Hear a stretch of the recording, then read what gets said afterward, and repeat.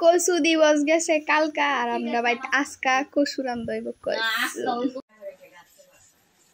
এই যে কচু কাটা হইতাছে আজকে আমরা বাইতে কচু দিবস পালন বাদাম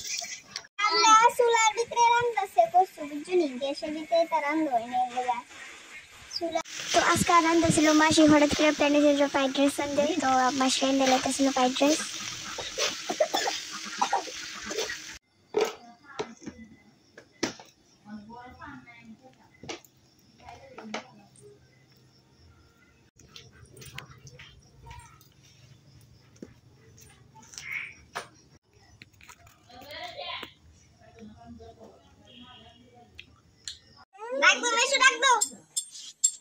মিশু ডাক দাও মিঠু